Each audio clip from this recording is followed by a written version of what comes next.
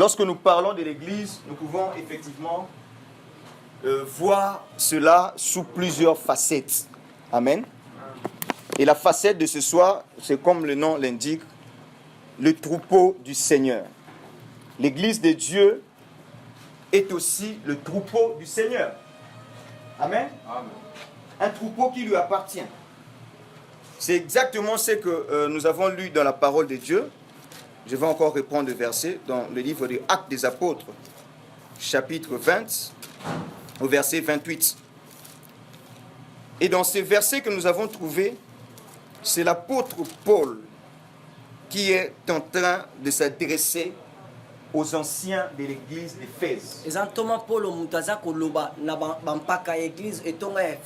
Il leur dit, prenez donc garde à vous-même d'abord, et ensuite à tout le troupeau sur lequel le Saint-Esprit vous a établi évêque. Et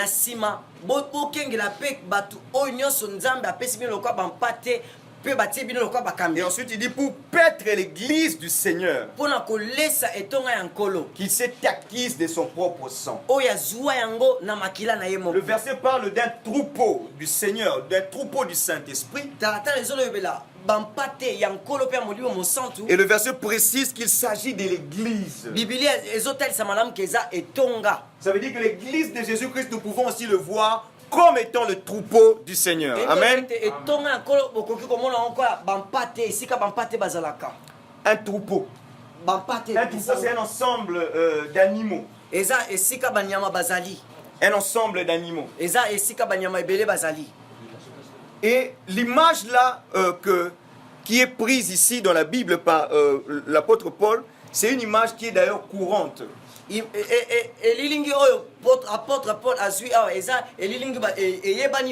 Ce n'est pas l'unique passage de la Bible où l'on fait allusion au troupeau du Seigneur lorsqu'on parle de l'église.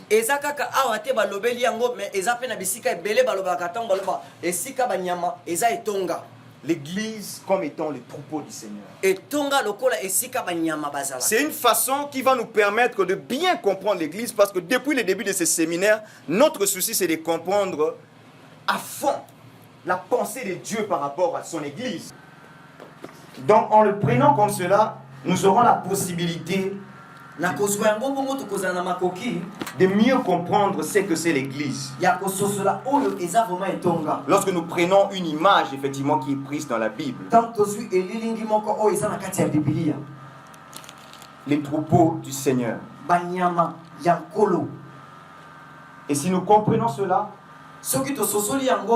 nous aurons un plus effectivement par rapport à ce thème. Mais nous allons rapidement aller à notre premier point par rapport à ce message. Tu peux ouvrir encore le livre de Jean au chapitre 21.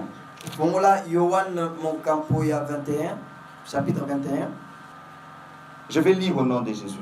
Le verset 15, à partir du verset 15. Après qu'ils eurent mangé, Jésus dit à Simon-Pierre, « Simon, fils de Jonas, m'aimes-tu plus que ne m'aiment ceux-ci » Il leur répondit, « Oui, Seigneur, tu sais que je t'aime. » Jésus lui dit, « Paie mes agneaux. » Il lui dit une seconde fois, « Simon, fils de Jonas, m'aimes-tu » Pierre lui répondit, « Oui, Seigneur, tu sais que je t'aime. » Jésus lui dit, « Paie mes brebis. » Le dernier verset, le verset 17. Il lui dit pour la troisième fois, « Simon, fils de Jonas, m'aimes-tu » Pierre fut attristé de ce qu'il lui avait dit pour la troisième fois, « M'aimes-tu » Et il lui répondit, « Seigneur, tu sais toutes choses. Tu sais que je t'aime. » Jésus lui dit, « Paie mes brebis. » Amen. Amen.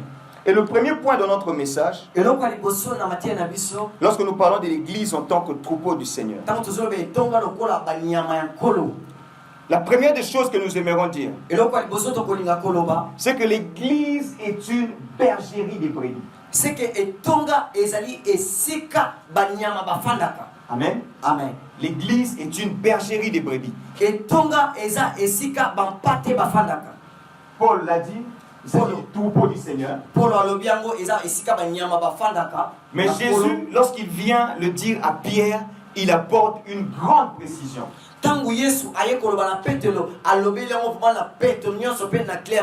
Paul l'a dit de façon vraiment générale. Parce qu'un troupeau peut être un troupeau de plusieurs sortes d'animaux. Mais Jésus vient préciser. Il s'agit d'une bergerie, soit d'un troupeau de brebis.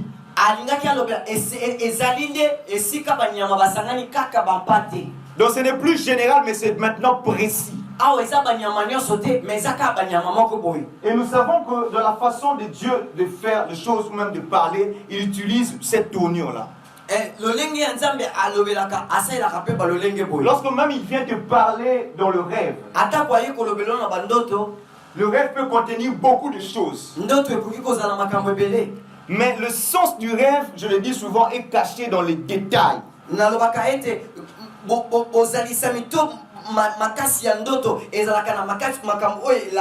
Pour interpréter le rêve, il te faut retenir des détails.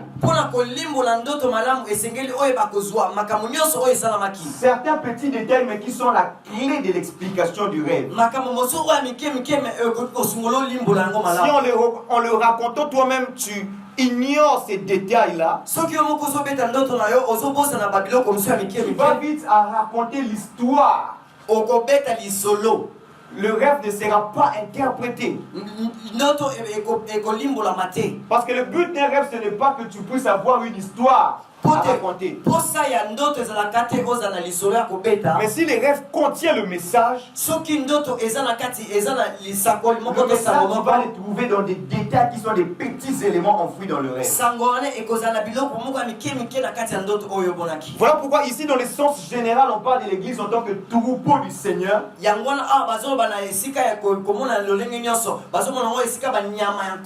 Mais il est d'une grande utilité de savoir quelle est cette sorte d'animaux dont il s'agit.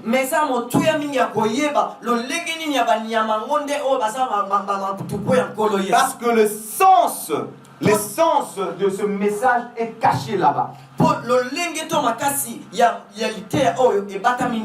Amen. Amen. Le sens est contenu là-bas.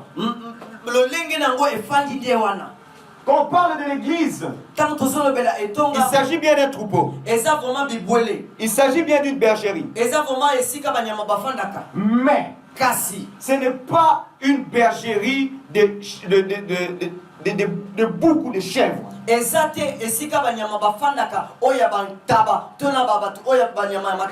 Amen. Amen.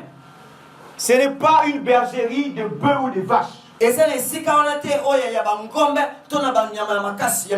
n'est pas une bergerie de je ne sais pas quel animal je peux prendre, parce que les Israélites étaient vraiment habitués à l'élevage. Ce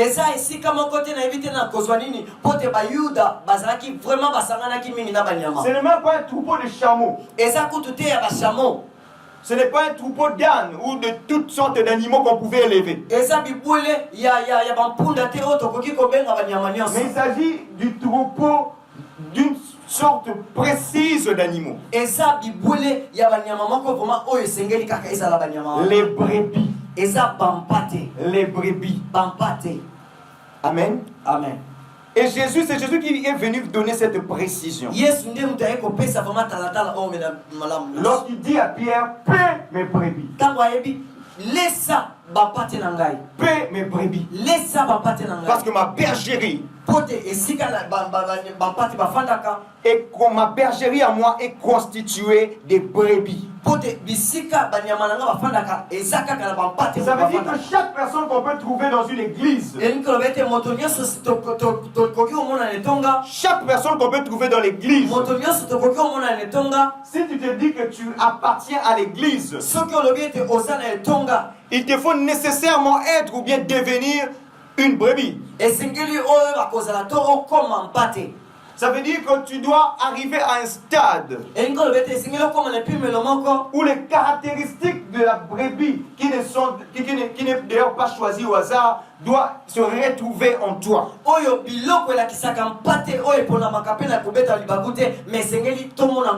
veut dire que si ce n'est pas la brebis, il ne peut pas non plus être dans l'église. Si ce n'est pas la brebis, on ne peut pas non plus dire qu'elle fait partie de l'église. Si c'est un bouc, si c'est une chèvre, comme toi tu as mangé la viande de chèvre, ça ne fait pas partie de l'église. Retiens bien cela, l'église est constituée des brebis. Et mais là, il y a encore une précision que tu dois capter. On n'a pas parlé d'une bergerie de moutons. On n'a pas parlé d'une bergerie de moutons. Mais on a précisé qu'il s'agit d'une bergerie de brebis. Pourtant, c'est le même animal. Parce que quand on parle de moutons, quand tu as une bergerie de moutons, tu peux avoir dedans des béliers et des brebis.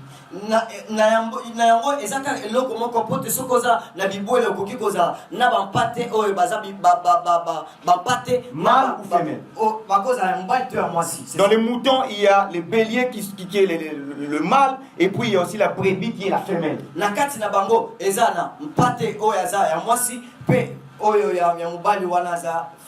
Mais j'attire ton attention qu'il s'agit ici des brebis. Donc même aussi. Des brebis. Tu peux être bélier, le mâle. Mais il ne s'agit pas de toi. Cette bergerie est constituée de brebis uniquement. Des femelles tout simplement. Il est important de bien retenir cela. Parce que déjà, ça ressort que c'est une bergerie qui n'est pas normale au fait.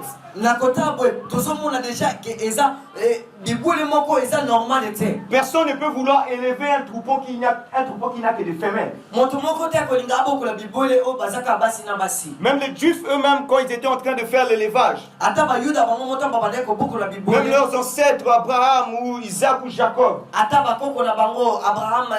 avaient des troupeaux de plusieurs types d'animaux. Mais le plus souvent, en grande quantité, effectivement, il y avait un troupeau de moutons. Il devait y avoir le mâle, le bélier, il devait y avoir aussi la femelle, la brebis. Mais Jésus vient à dire que son église est tout simplement une bergerie de brebis. Et cela doit attirer notre attention. Pour dire pourquoi pas les béliers. Parce que automatiquement, on va voir que ces troupeaux devraient normalement être déséquilibrés. Ce troupeau devait être déséquilibré lorsqu'il s'agit de la reproduction. Ça veut dire que naturellement un homme devra associer les mâles et les femelles pour assurer la reproduction de son troupeau.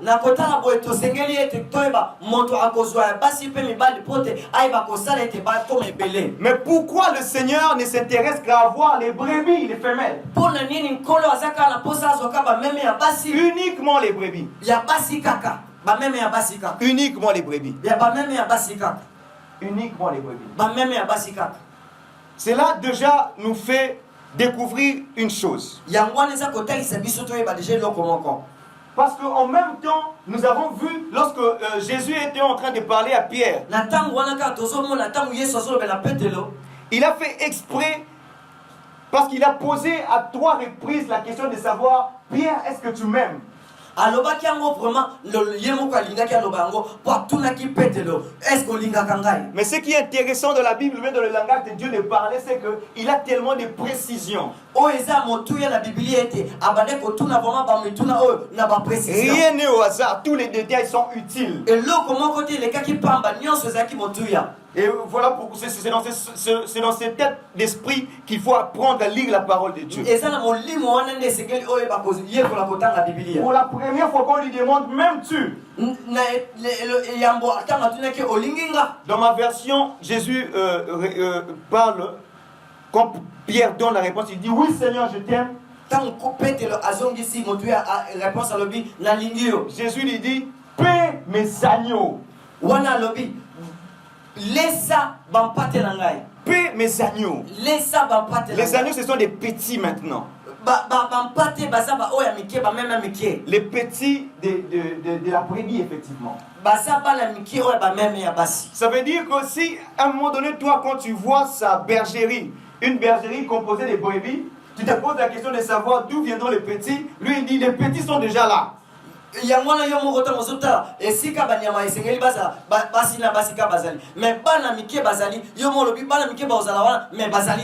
C'est une bergerie de brebis. C'est une bergerie de brebis, mais qui contient aussi des agneaux. Amen. Amen. Parce que les deux dernières fois, il a parlé des brebis, mais pour la première fois, il a commencé par parler des agneaux.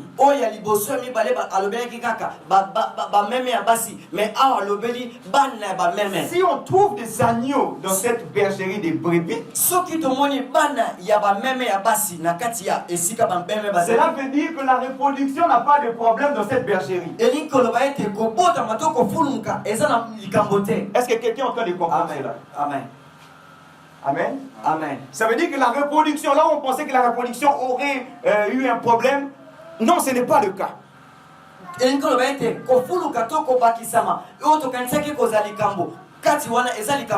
y a quand même des naissances qui arrivent. Les brebis donnent naissance à des agneaux. Et le Seigneur dit, c'est ma bergerie des brebis, mais il y a aussi des agneaux. Qu'est-ce que cela veut-il dire donc? Ça veut dire tout simplement que le mode de reproduction qui se passe dans cette bergerie n'est pas habituel. Parce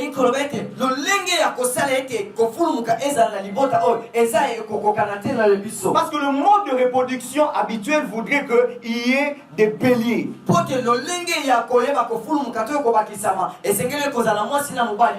Mais si cette bergerie n'a pas de béliers, mais qu'il y a quand même des petits, ça veut dire que la reproduction se passe d'une autre façon.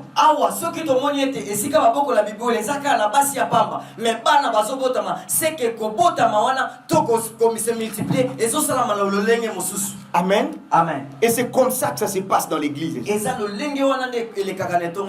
La reproduction est inhabituelle. Il suffit tout simplement qu'il y ait des brebis. Comme on a dit, l'église est une bergerie de brebis. Et la reproduction a quand même lieu. Et ce n'est que normal que Jésus dise cela. Parce qu'en même temps, ceci est en train d'expliquer quelque chose qu'il est lui-même. Parce que les choses s'étaient passées exactement de la même façon quand lui-même devait naître. Ça veut dire que le mode de reproduction qui est dans l'église, l'église doit vraiment être l'image du Seigneur lui-même. Ça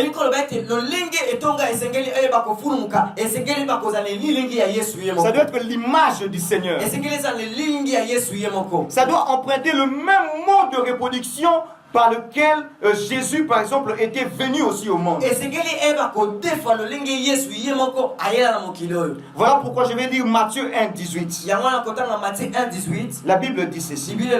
Voici de quelle manière arriva la naissance de Jésus-Christ.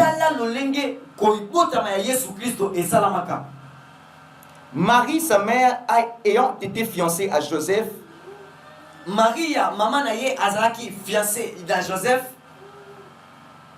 se trouva enceinte par la vertu du Saint-Esprit avant qu'ils eussent habité ensemble. Amen. Amen. Ce verset est en train de nous dire quoi?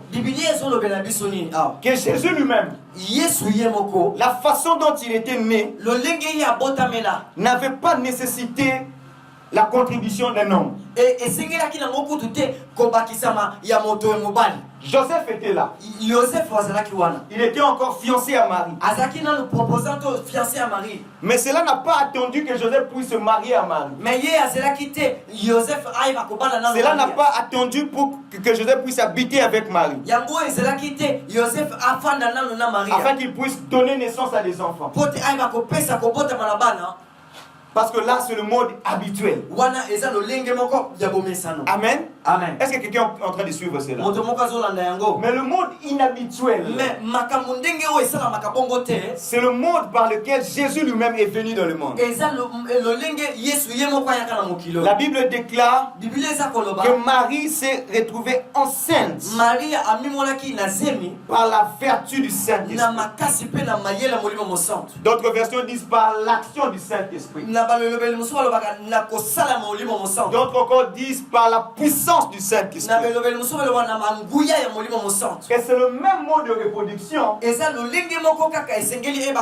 qu'il s'agit lorsqu'on parle de l'église. C'est une bergerie de brebis. Des femelles seulement. Mais c'est une bergerie qui continue à voir la reproduction. Il continue à voir la reproduction. On continue à voir la reproduction dans cette bergerie. Et cela se fait par l'action du Saint-Esprit. Cela se fait par la puissance du Saint-Esprit. Cela se fait par la vertu du Saint-Esprit. Ainsi, il y a des agneaux dans la bergerie. La condition, c'est seulement qu'il y ait des brebis. Ensuite viendra l'action du Saint-Esprit. Et cela va produire des agneaux. C'est par ce mode-là que l'église est en train de se reproduire. C'est par cette façon-là que tu dois aussi entrer dans l'église. Si tu es chrétien aujourd'hui, ça devrait être le même mode par lequel tu appartiens maintenant à l'église. Amen. Amen. Amen. Amen. Le même mot devait être utilisé pour ta naissance en tant qu'enfant de Dieu. Parce que l'église est appelée à croître. Est appelée à croître.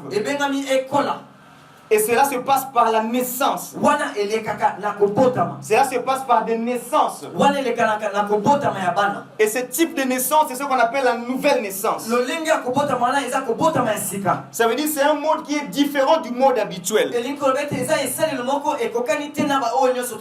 Mais lorsque cela a lieu, c'est alors qu'une nouvelle personne s'ajoute à l'église.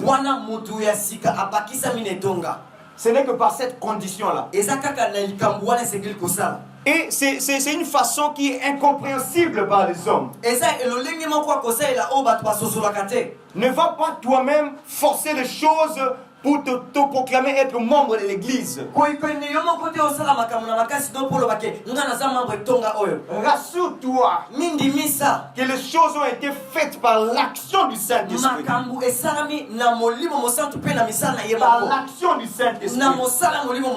Un peu comme cela a été fait avec Marie. Elle était comme la brebis du Seigneur. Mais il devait y avoir l'action du Saint-Esprit. Une sémence qui devait venir du Saint-Esprit. Posée dans le ventre de Marie. Et la Bible déclare que Marie s'est retrouvée enceinte. Et cela, c'était par l'action du Saint-Esprit. Et elle devait porter cette grossesse pendant quelques temps. Elle devait porter cette grossesse pendant quelques mois. Jusqu'à ce qu'elle donne naissance à un agneau. Est-ce que quelqu'un est en train de comprendre cela? Il faut simplement qu'il y ait la brebis. Ensuite qu'il y ait l'action du Saint-Esprit. Il dépose cette sémence dans le ventre de la brebis. Et cette sémence doit croître dans le ventre de la brebis. Et cela doit donner naissance à un agneau. L'agneau Jésus qui était né. L'agneau de Dieu qui ôte le péché du monde. Et c'est la même formule qui est utilisée pour la reproduction, la multiplication de l'église. Il y a une brebis. Une brebis. L'église elle-même peut aussi être représentée par une brebis. Si nous descendons même dans l'église locale, c'est ça. L'église locale peut être représentée par une brebis. L'homme de Dieu qui s'y trouve peut aussi être représenté par une brebis. Mais dès qu'il y a la sémence de Dieu en lui, qui vient de l'action du Saint-Esprit, cela va commencer à lui faire mal au ventre. Parce que cette sémence est en train de se développer. Et après s'être développée, cette sémence doit produire des agneaux. Des agneaux, ce sont de nouvelles personnes qui s'ajoutent dans l'église. Mais ils sont nés comment? Parce que tout simplement, il y a eu une brebis qui a porté une vision. Il a porté une vision. Il a persévéré dans la vision. Il a nourri la vision. La brebis a entretenu la vision. Et ce qui se passe dans l'église, c'est que l'église va se mettre à produire des agneaux. L'église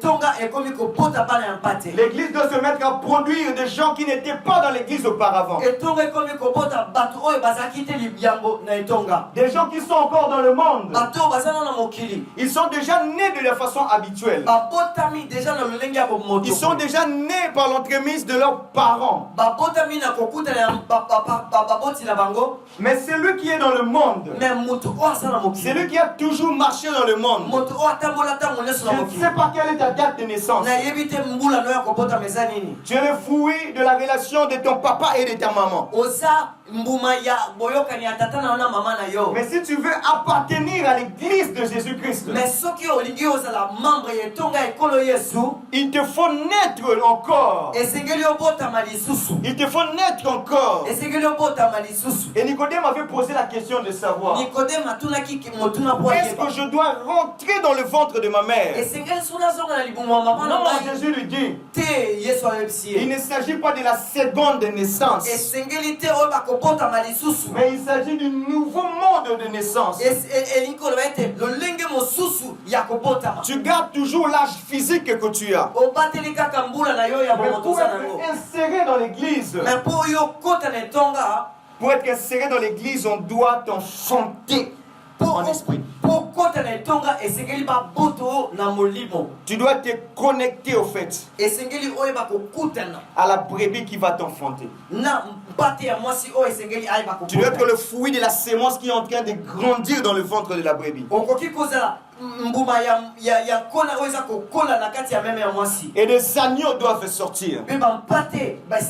Si c'est une église, des agneaux doivent sortir. Pas un seul agneau, mais plusieurs agneaux doivent sortir. Amen. Amen. Des agneaux doivent continuer à sortir. Des gens qui naissent de nouveau. Des gens qui rejoignent la famille de Dieu. Des gens qui quittent le monde et qui spirituellement naissent en esprit. Et c'est le travail que Dieu nous a donné. Que nous puissions enfanter des agneaux. Que nous puissions enfanter des agneaux. Parce que nous ne sommes pas stériles. Nous ne sommes pas des béliers. Mais nous sommes des brebis. Et la mission que Dieu nous a donnée, c'est de produire des agneaux qui vont s'ajouter dans la bergerie. Mais quand l'agneau naît dans l'église ou dans la bergerie, il a besoin de recevoir les soins du berger.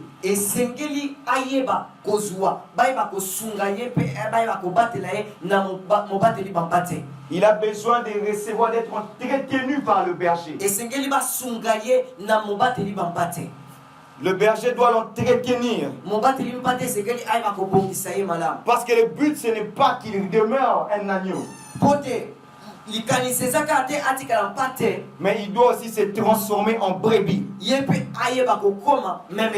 Parce que la bergerie, c'est une bergerie des brebis. L'agneau, par la façon dont il est né, est mâle tout simplement parce qu'il doit être destiné au Seigneur.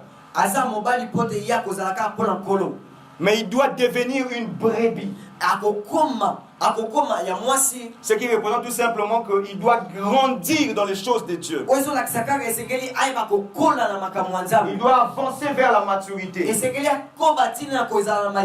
Et c'est ce qui se passe aussi dans l'église. Ça veut dire que si l'église produit des agneaux, mais dans l'église, on prend aussi soin dans le deuxième point de ces agneaux-là pour qu'ils deviennent des brebis.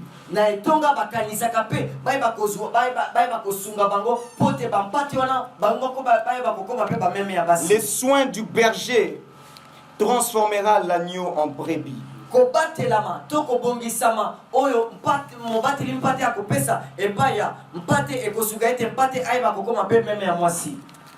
que la brebis puisse se transformer, pour que l'agneau puisse se transformer en brebis, il faut qu'il reçoive les soins du berger. Et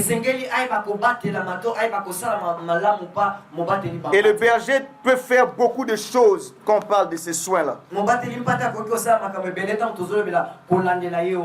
Et le Seigneur a pris cette analogie pour effectivement faciliter la compréhension de son peuple.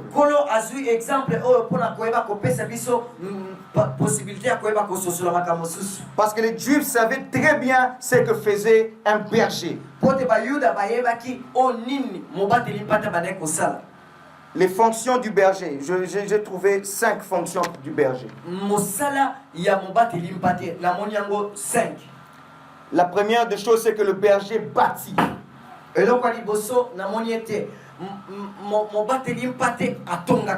Le berger doit bâtir quoi?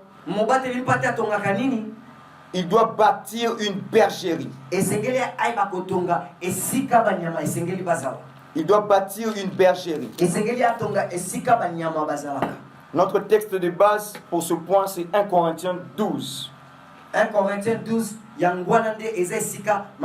Au verset 28, la Bible dit ceci. Et Dieu a établi dans l'Église premièrement des apôtres, secondement des prophètes, troisièmement des docteurs, ensuite ceux qui ont le don des miracles, puis ceux qui ont le don de guérir, de secourir, de gouverner, de parler diverses langues. Ce sont là les fonctions du berger.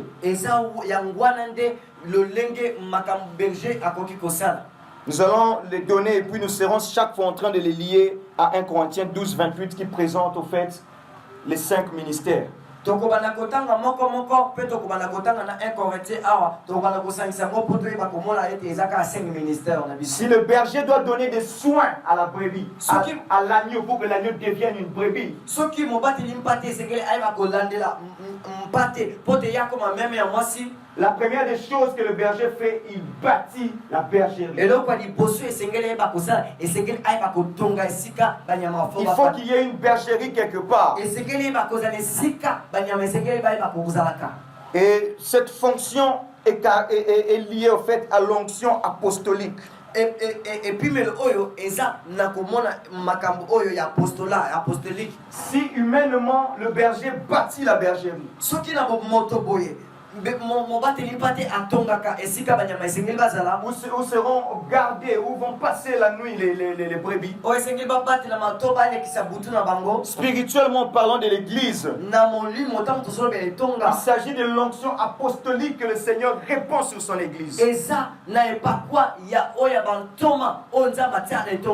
que fait cette onction?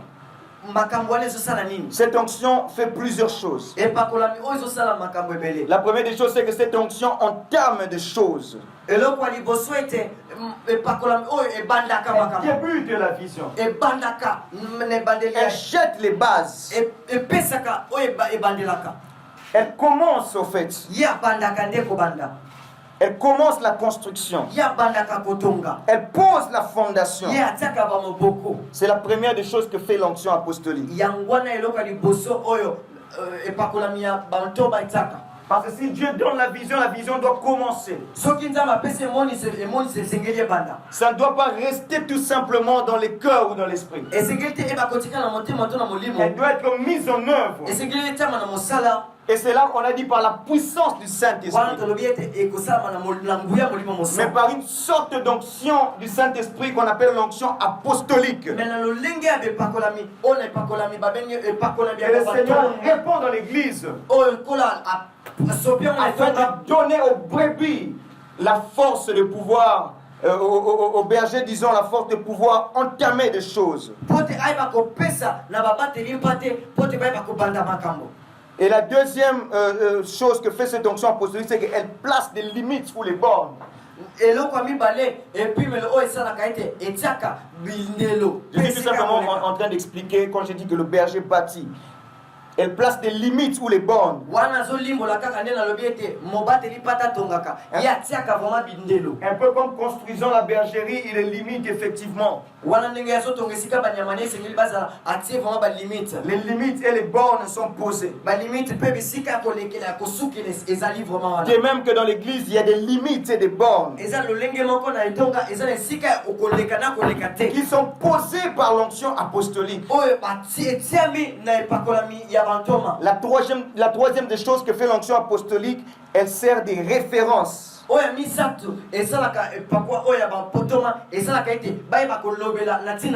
veut dire où pouvait être la brebis. La brebis pouvait venir de n'importe où. Mais il y a une référence là où on doit la conduire. Quand arrive le soir, on doit lui ramener à ce lieu de référence. Parce que si la brebis va se promener pendant la journée, mais il y a toujours un lieu qu'on appelle la bergerie d'où il provient et où il rentre encore. Un peu comme toi qui as une adresse. La maison là où tu habites. Et l'onction apostolique pose au fait cette référence. Où l'église peut dire si les choses doivent effectivement se passer comme cela. Un peu comme lorsqu'on avait, je ne sais pas si c'était au premier jour, où on avait vu la première prédication de Pierre qui avait circonscrit même, qui avait posé les références où on peut dire que oui, effectivement, l'église doit marcher comme cela.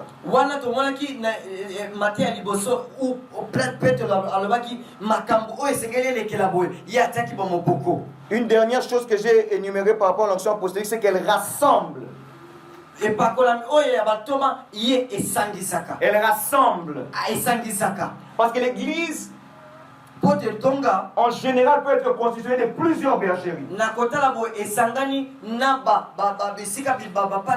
Mais on a besoin à un moment donné que des brebis de plusieurs bergeries, des brebis qui appartiennent à plusieurs bergers peuvent à un moment donné partager la même bergerie.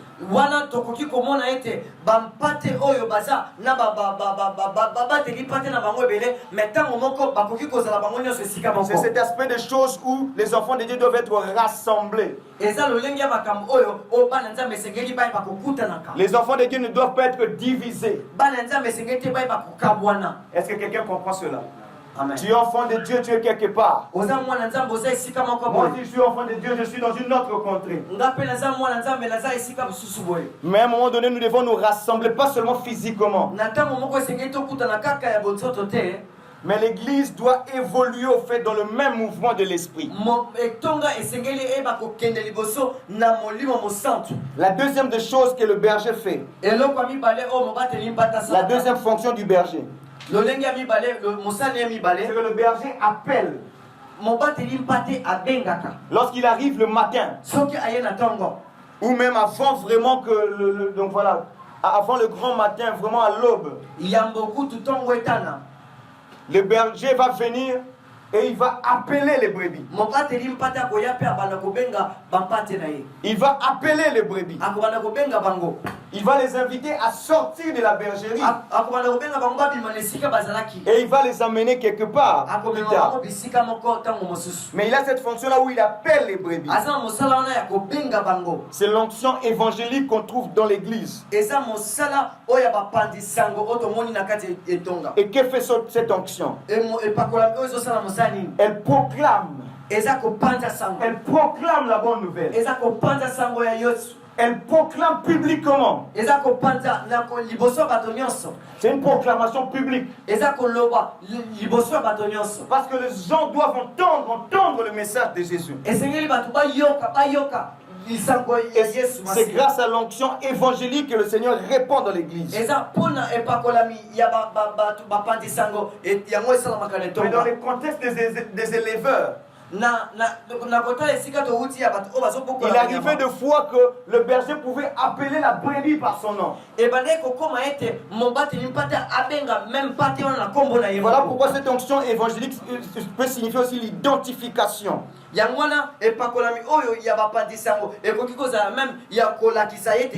Ça veut dire que si le message du Seigneur se répand, c'est parce qu'il y a effectivement cette proclamation qui provient de l'onction évangélique. Mais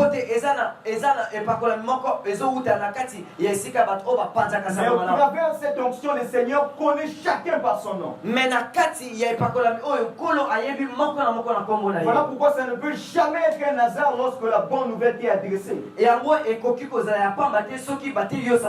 Parce que le Saint-Esprit qui répond à cette onction de l'église, il fonctionne un peu comme ce berger qui connaît chaque brebis par son nom. Il peut dire à la brebis qui tarde,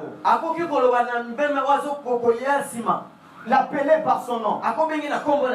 Jacques, tu tardes, viens, on va sortir. C'est cette précision-là qu'a le Saint-Esprit. Lorsqu'il envoie le message, ça peut être le même message qu'on est en train de prêcher, par exemple, comme ceci. Mais par l'action du Saint-Esprit, ton cœur peut être touché différemment que ton voisin.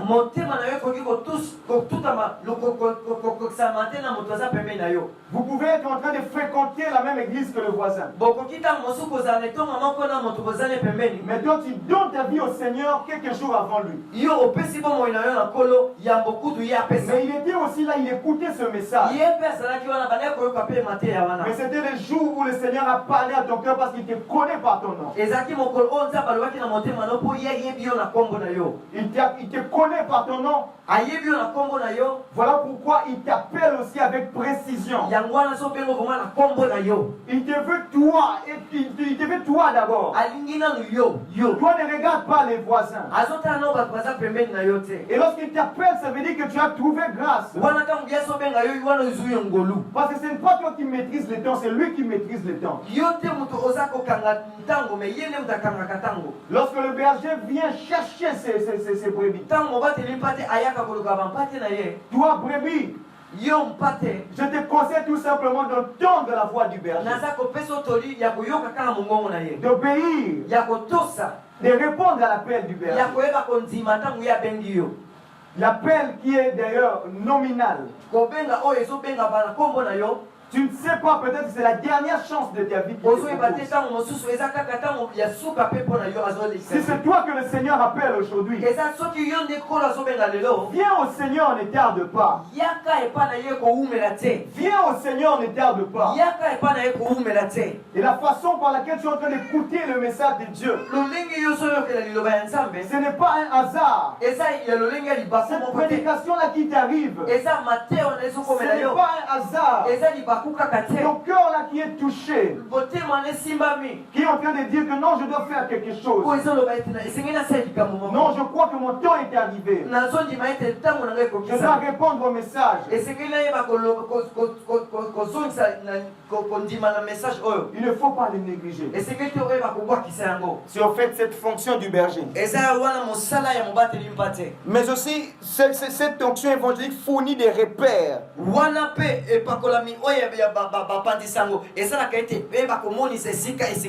Parce que la voix qui t'appelle est différente de la voix des mercenaires. La voix qui appelle les brebis, la brebis est habituée à cette voix. Alléluia. Amen. La brebis est habituée à cette voix. Elle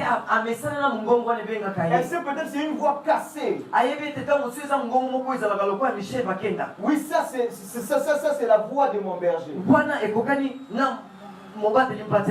Ça c'est la voix de mon berger. S'il entend une autre voix, la brebis ne va pas venir. C'est cette onction évangélique qui pose des repères. Parce que le Seigneur avait prédit qu'il y aurait des faux docteurs dans les derniers jours. Il y aura des faux prophètes dans les derniers jours. Des faux enseignements dans les derniers jours. Ça veut dire des faux bergers qui seront aussi en train d'appeler des brebis. Mais la brebis doit distinguer la voix. La brebis doit connaître le repère au fait de cette voix-là. Les caractéristiques de cette voix-là, afin qu'elle ne puisse pas suivre le voleur. Mais cette voix-là réveille aussi la brebis. Parce qu'on avait dit c'est la voix qui vient, que la brebis va entendre le matin. La brebis était endormie. Et elle va entendre la voix du berger qui l'appelle. Et la brebis va arrêter son sommeil. La brebis va se réveiller. Et cette onction évangélique, ça sert aussi au réveil. Lorsque l'église a besoin d'être réveillée, c'est au travers de l'onction évangélique que cela sera fait. L'église de ce moment est en train de soupirer au réveil. Les choses ont été détériorées. Les choses ont été vraiment détériorées parce que nous sommes dans un temps de sommeil. Mais c'est par l'onction évangélique que la voix va se faire entendre pour que la brebis puisse se réveiller.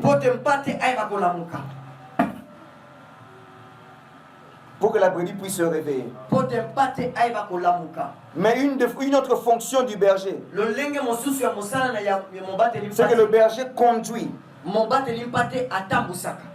Quand il était appelé le matin. soka bengi na tongo Lorsque le berger a appelé les brebis le matin. tango mobati ni pata bengi ba pate na tongo Il va se mettre maintenant à les conduire azo mema bango sikoyo vers les pâturages. amema bango esike sike balia Là où ils vont aller manger effectivement. esike sike ba kolia Là où ils vont aller brouter. wana sike ba komela Et c'est l'onction pastorale. eza et puis meloto et pakolami ya ba sali nzambe ba pasteur Le berger conduit grâce à l'onction pastorale. ba pate ba bateli pate bazo kamba na e pakolami oyo ya ba pasteur. Cela veut dire que par cette onction, il dirige. Il donne une direction par rapport à là où il faut aller. Il donne une direction par rapport à là où il faut atteindre. Mais pas seulement la direction ou la vision, mais aussi cette onction pastorale encadre. Ezakaka te kolia te komela te mais pakolami oyo ya ba pasteur ezalaka ete eba ko encadrer bato. Elle encadre et elle recadre. Ebongisaka pe ebongisaka lisusu. Parce que le berger va utiliser des fois un bâton. De sorte que si la brebis veut s'écarter du chemin, nous sommes en train d'aller vers le pâturage. Mais là, une brebis est en train de s'amuser pour aller quelque part.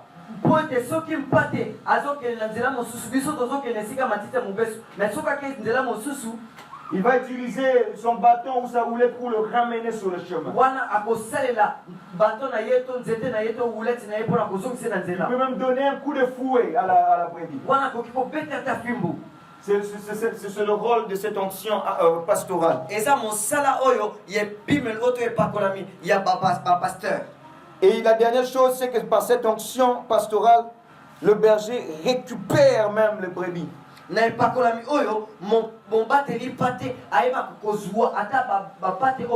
berger est rempli de compassion. Lorsque peut-être que le soir il a ramené les brebis au point de départ à la bergerie, il se met à les compter. Même s'ils sont habitués à être 100, mais ils trouvent que 99 sont entrés, il manque une. Il va les laisser là. Il va aller suivre la brebis perdue. C'est cette compassion qui provient de l'onction pastorale. La quatrième fonction du berger, c'est que le berger nourrit et abreuve. S'il les a conduits dans les pâturages, il les a conduits, et là alors ils doivent goûter. Ils doivent être nourris. Mais à un moment donné, il doit aussi vers vraiment le plein milieu de la journée, il doit les amener aussi là où il faut qu'ils puissent boire sa brevet. Voilà pourquoi nous disons que le berger nourrit et abreuve. C'est cette onction doctorale qui affermit. Parce que la nourriture doit affermir l'agneau qui est destiné à devenir la brebis.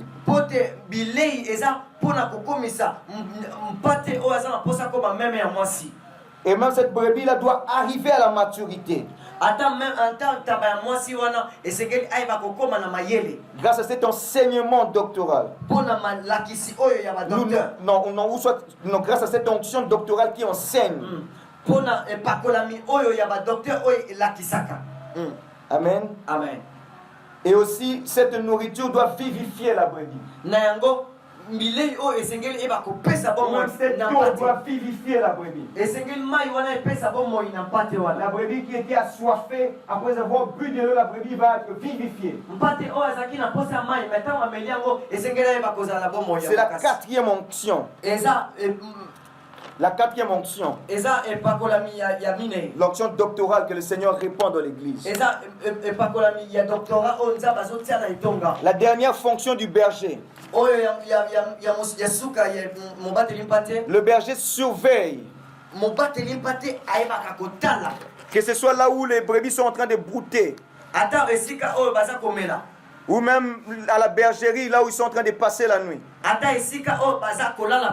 Le berger doit les surveiller. Parce qu'il y a des dangers qui peuvent arriver. Il y a des animaux féroces qui peuvent arriver. Mais il y a aussi des voleurs qui peuvent arriver. Et le berger doit surveiller.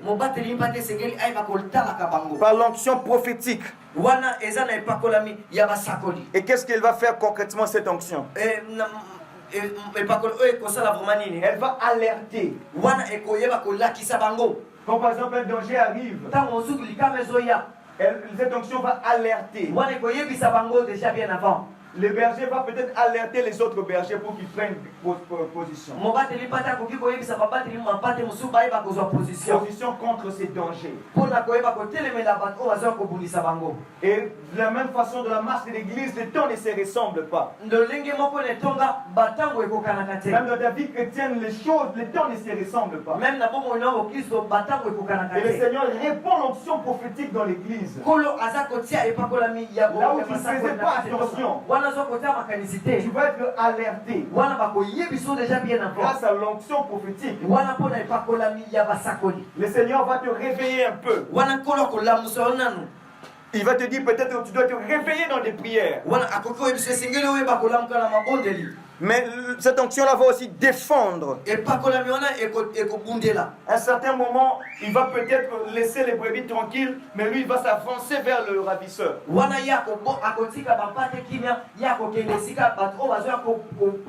Comme David l'avait fait. Il avait attaqué le lion et l'ours. Il avait défendu les brebis. C'est cette onction aussi qui assure cette défense dans l'église.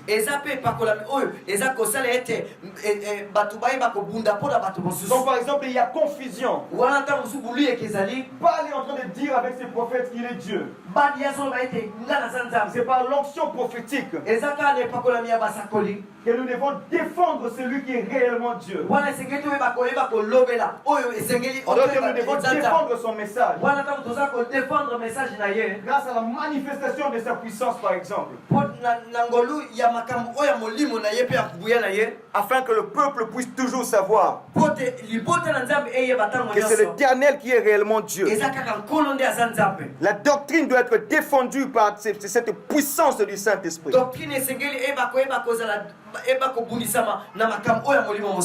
Mais cette onction va aussi veiller.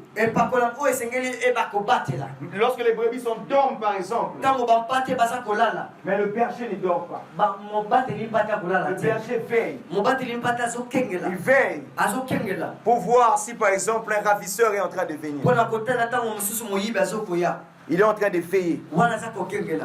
Pendant la nuit, il ne dort pas mais il veille. Il ne s'assoupit pas mais il veille. Il est en train de voir tous les mouvements de l'ennemi. Dans l'église, les mouvements de l'ennemi doivent être démasqués par le Saint-Esprit.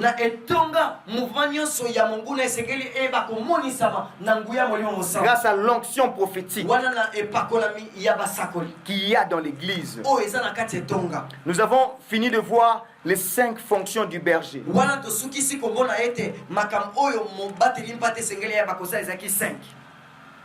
Le berger peut faire toutes ces 5 choses. Et au travers de ces 5 fonctions. Et chaque fonction peut faire plusieurs choses encore. Nous avons énuméré cela. C'est le Seigneur qui répand cette onction multidimensionnelle dans son église.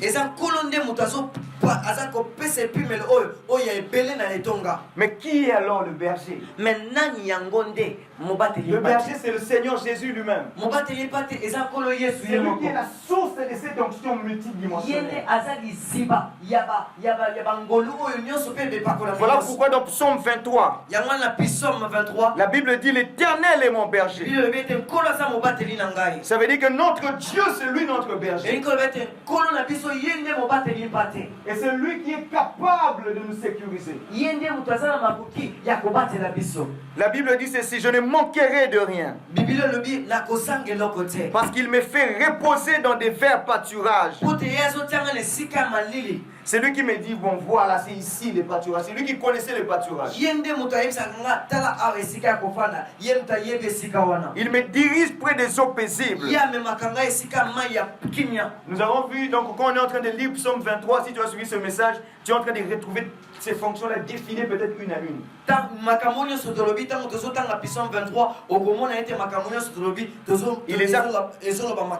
Il les a conduits vers les pâturages et vers les eaux. Il restaure mon âme. Après avoir bu, mon âme est restaurée. Il me conduit dans les sentiers de la justice. Il ne permet pas que j'aille dans des sentiers ténébreux à cause de son nom. Quand je marche dans la vallée de l'ombre de la mort, je ne crains aucun mal, car tu es avec moi. Ta houlette et ton bâton me rassurent. Tu dresses devant moi une table en face de mes adversaires. Tu oins d'huile ma tête. Le Seigneur répand son onction. Le vrai berger répand son onction multidimensionnelle. Et ma coupe déborde. Oui, le bonheur et la grâce m'accompagneront tous les jours de ma vie. Est-ce qu'il y a quelqu'un ici qui est accompagné par le bonheur et la grâce ce soir? Est-ce que tu peux acclamer le Seigneur? Le bonheur et la grâce t'accompagnent. Parce que tu as un berger. Et la Bible dit tous les jours de ma vie. Pas seulement en 2019, mais en 2020 aussi. Le bonheur et la grâce m'accompagneront. Pas seulement hier, mais aujourd'hui aussi. Est-ce que quelqu'un est content d'avoir ce bon berger? Ce bon berger que l'on a que si tu te trouves dans l'église. Qui prend réellement soin de toi. Est-ce que tu peux t'élever un moment? Que tu réalises ce message. Est-ce que tu peux commencer à dire merci au Seigneur? Parce qu'il est le bon berger. Est-ce que tu peux lui dire merci parce qu'il est le bon berger? Il prend soin de toi. Il prend soin de ta vie dans ses moindres détails. J'aimerais que ce soir ta voix s'élève tout simplement. Et commence à dire merci au Seigneur. Il est le bon berger. Et sa bergerie, c'est l'église. Nous sommes ses brebis. Et le bon berger prend soin de nous. Est-ce que des voix peuvent s'élever pour prier le Seigneur? Est-ce qu'on peut rendre grâce au bon berger?